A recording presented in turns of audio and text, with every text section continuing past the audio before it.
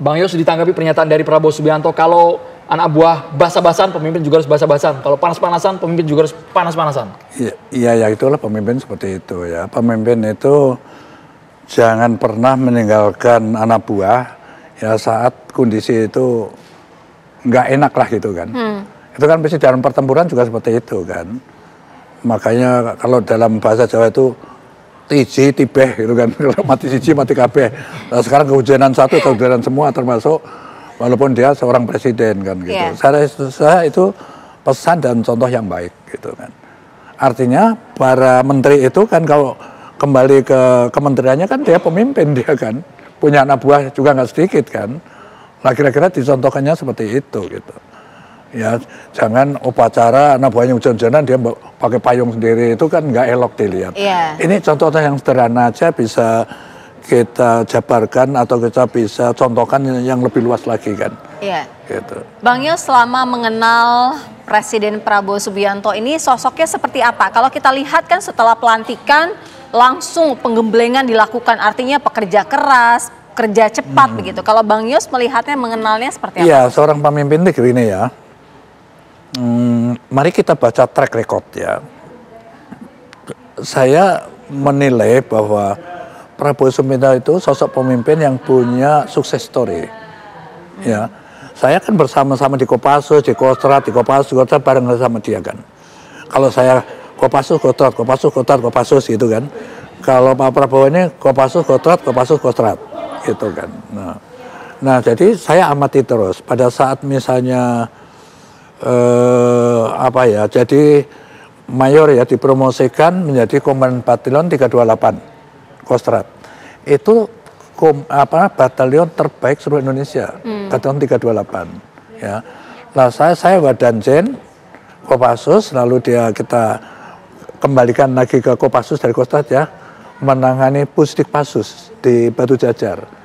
Pusdik yang keadaannya kayak gitu, itu bisa disulap menjadi pusdik yang sangat membanggakan kita.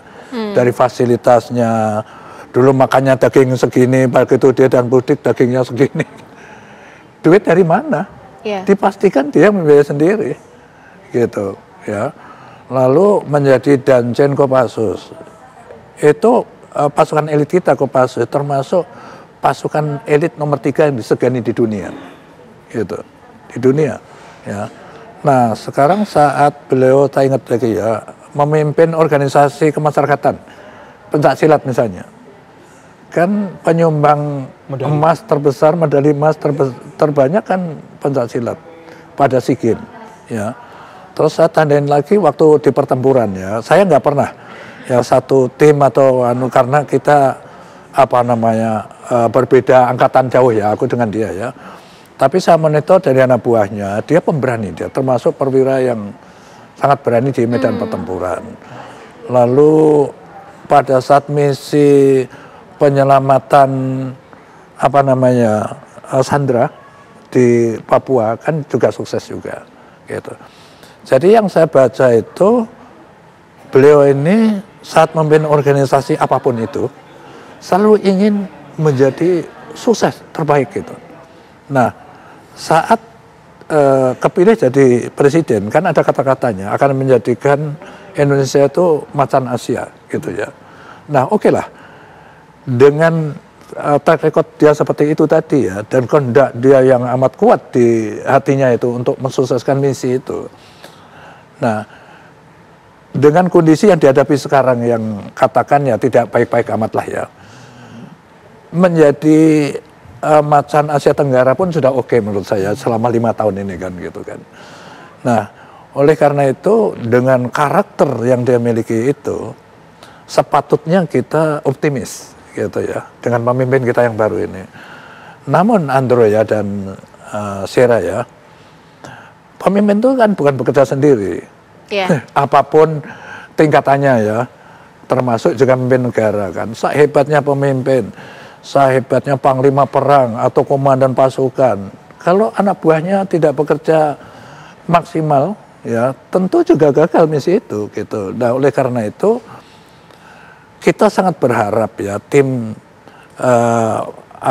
Kabinet Merah Putih ini benar-benar seperti juga di dalam prinsip-prinsip orang menaruh orang dalam organisasi apapun itu kan ada prinsip dasarnya Andrew, yaitu the right man on the right place kan gitu kan. Kita tentu berharap atau saya sendiri berasumsi yang sudah dipilih oleh Presiden Prabowo itu adalah orang-orang the right man memang kan. Dia memang kompeten di bidang masing-masing yang akan dia pimpin, apakah itu kementerian, apakah itu lembaga. Asumsi kita seperti itu. Oleh karena itu, yuk kita lihat. Ya, paling tidak 6 bulan pemerintahan berjalan bisa kita lihat apakah itu. Dan dengan karakter beliau yang dia miliki, aku amat yakin beliau tidak akan segan-segan untuk mencopot orang yang memang ternyata nggak kompeten. Jadi kalau ada yang kinerjanya nggak sesuai, bahkan mungkin terjerat kasus, itu tidak tedeng aling-aling. Dari pengalaman saya dia memimpin, saya kira gitu. Untuk menyelamatkan misi dan organisasi yang dipimpin kan negara sekarang. Gitu. Sebaliknya orang yang dianggap kinerjanya baik, ya dia akan pakai terus kan. Contohnya ya Mayor tadi itu kan. Mayor itu mungkin beliau kan memuaskan kerjanya sehingga dibawa terus sampai ke kabinet juga. Gitu.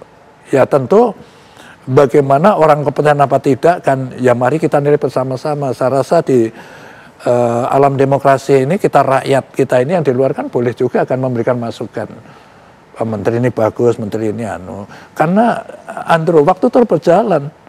Waktu beliau targetnya 5 tahun kan, ya syukur nanti bisa 2 periode kan, tapi paling tidak kan 5 tahun Indonesia ini harus menjadi macan Asia Tenggara itu yang saya katakan tadi harapannya kan gitu. Jadi banyak hal-hal yang harus itulah maka digembleng di Magelang untuk membangun kekompakan tim, loyalitas gitu kan, kerjasama satu dengan yang lain, menerima kondisi seperti apapun, ya keterbatasan apapun, fasilitas apapun, tidak mengurangi etos kerja dan semangat mereka. Itu menjadi bagian penting untuk dibina dengan baik.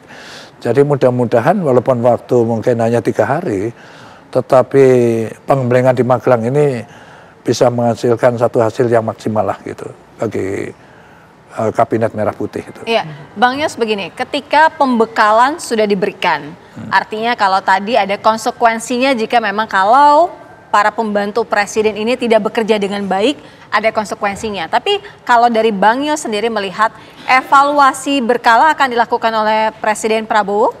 Ya pasti itulah. Dia kan bukan kemarin sore memimpin organisasi kan yang seperti saya ceritakan tadi. Sampai dia pangkat jenderal ini kan sudah tahap-tahap operasi itulah memang di Akademi Militer ya lulusan militer kita ini kan itu memang disebut perwira jabatan sekolah di Akmil itu. Maksudnya perwira jabatan itu apa? Ya jangan salah di Akmil itu bukan diajarkan 100% hanya 50% militernya. 50% pengetahuan umum sehingga diharapkan seluruh Akmil itu bisa menjabat jabatan apa saja. Gitu maka disebut perwira jabatan gitu ya. Nah oleh karena itu dengan cerita saya tadi yang saya lihat ya gitu kita kan menilai orang ini pemimpin kita dari perspektif yang positif ya. Negatifnya apa ada Bang kalau Anda tanya gitu ya pasti ada lah, aku juga banyak kurang semua orang kan. Tetapi dengan karakter yang saya ceritakan tadi menurut saya sepatutnya kita optimis gitu. Tetapi sekali lagi saya lihat apapun pemimpin itu sangat tergantung juga pada anak buahnya. Dan ini Kabinet Merah Putih itu tadi. Bang Yos yang betul-betul kenal dengan Presiden Prabowo Subianto, mungkin ada pesan secara langsung yang ingin Bang Yos sampaikan kepada Presiden Prabowo di masa kepemimpinannya saat ini, Bang Yos? Wah, ada harapan, ada pesan. Ini tugas berat ini aku itu siapa masa menasihati Presiden.